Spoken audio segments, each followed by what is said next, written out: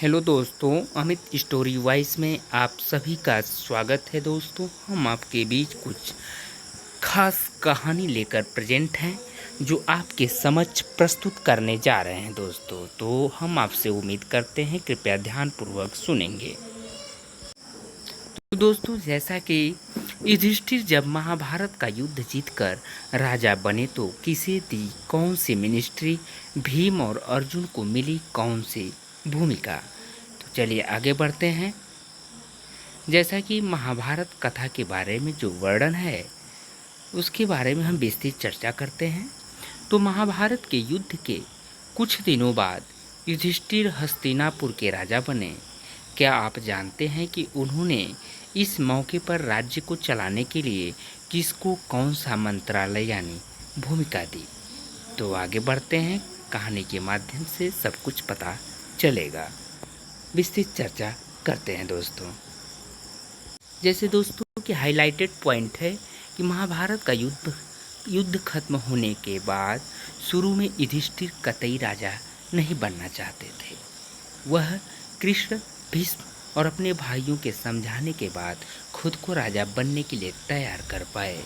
जब उनका राज तिलक हुआ तो उन्होंने प्रमुख लोगों को राज्य को चलाने के लिए खास भूमिकाएं सौंपी। जैसा कि महाभारत का युद्ध 18 दिनों तक चला। इसके बाद जब युद्ध का अंत हुआ तो दोनों ओर से काफ़ी बड़ी संख्या में सैनिक और बड़े बड़े योद्धा मारे गए। युद्ध खत्म होने के बाद युधिष्ठिर राजा ही नहीं बनना चाहते थे। कृष्ण, भीष्म और उनके भाइयों ने विचलित युधिष्ठिर को राजा बनने के लिए तैयार किया। जब उन्होंने राजा का पद ग्रहण किया तो राजकाज चलाने के लिए मंत्रालयों का भी गठन किया। अलग अलग जिम्मेदारियों के लिए मंत्री नियुक्त किए। युद्ध के कुछ दिनों बाद तक युधिष्ठिर इस बात को लेकर विचलित थे कि इतने विनाशक युद्ध के बाद जब सब कुछ खत्म हो गया है तो राजा क्यों बने। इस पर न केवल कृष्ण ने उन्हें राजधर्म की शिक्षा दी बल्कि बाणशैया पर लेटे भीष्म पितामह ने भी उन्हें कई दिनों तक राजधर्म को लेकर ज्ञान दिया। मन को संतुलित कर राजा का आसन ग्रहण करने को कहा। दोस्तों, जब युधिष्ठिर का राज तिलक हुआ तो जब युधिष्ठिर तैयार हो गए तो उनका राज तिलक किया गया और उन्हें हस्तिनापुर का राजा बनाया गया। उन्होंने अपने शासन के दौरान न्याय और धर्म का पालन किया। 36 वर्षों तक शासन किया। इसके बाद पोते परीक्षित को राजपाट सौंपकर भाइयों के साथ प्राण छोड़ने के लिए हिमालय की ओर कूच कर गए। क्या आपको मालूम है कि युधिष्ठिर जब राजा बने तो राजकाज चलाने के लिए उन्होंने किस तरह मंत्रालय बनाए और किसको कौन सा जिम्मा दिया। तो दोस्तों, जैसा कि महाभारत के युद्ध में कितनी जानें गई, ये जानने से पहले जान लेते हैं कि महाभारत युद्ध में कितने लोगों की जान गई थी जिसने युधिष्ठिर को विचलित कर दिया था। महाभारत के युद्ध में दोनों पक्षों की सेनाओं की कुल संख्या 18 अक्षौहिणी थी, जिसमें कौरवों की संख्या 11 और पांडवों की 7 अक्षौहिणी सेनाएं शामिल थी। युद्ध के अंत में केवल 18 योद्धा जीवित बचे थे। जैसा कि अक्षौहिणी एक प्राचीन भारतीय सेना की माप है जिसका उपयोग महाभारत के युद्ध में किया गया था। यह एक पूर्ण चतुरंगी सेना का प्रतिनिधित्व करती है जिसमें 4 प्रमुख अंग होते हैं: पैदल सैनिक, घुड़सवार, रथी और हाथी। एक अक्षौहिणी में निम्नलिखित सैनिक होते हैं, जैसे कि पैदल सैनिक 21,870 घोड़े, 21,870 रथ, 21,870 हाथी, 21,870। इस प्रकार एक अक्षौहिणी में कुल लगभग 1,09,350 सैनिक होते हैं। जैसा कि आगे बढ़ते हैं तो राज तिलक में कौन कहाँ बैठा। जैसा कि जब युधिष्ठिर का राज तिलक हुआ तब सोने के सिंहासन पर बैठे सिंहासन के दोनों ओर भीम और अर्जुन खड़े हुए। जबकि कृष्ण व सात्विकी उनके सामने खड़े हुए। नकुल, सहदेव और कुंती उसके बगल में सोने से सज्जित हाथी दांत से बने आसन पर बैठे। गांधारी, युत्सु व संजय ने धृतराष्ट्र के समीप बैठे हुए थे।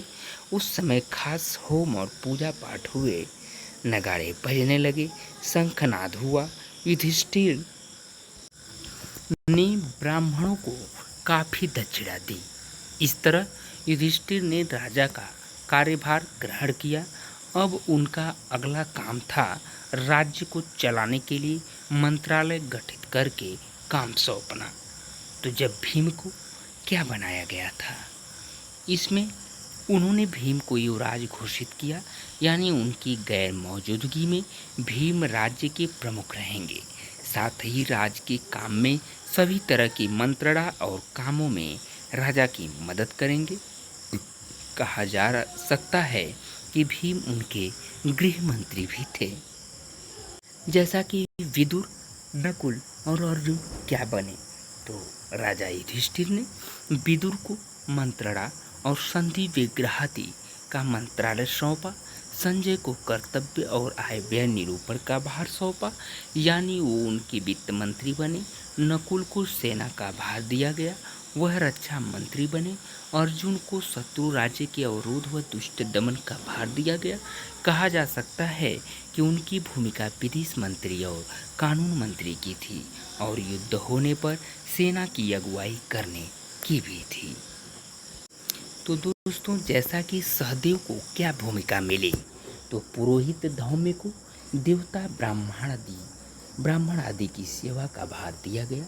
युधिष्ठिर के आदेश पर सहदेव उनके हमेशा करीब रहकर उनकी रक्षा करने का काम दिया गया। विदुर, संजय व युत्सु को राजा धृतराष्ट्र से जुड़े सभी कामों में मदद करने के लिए कहा गया।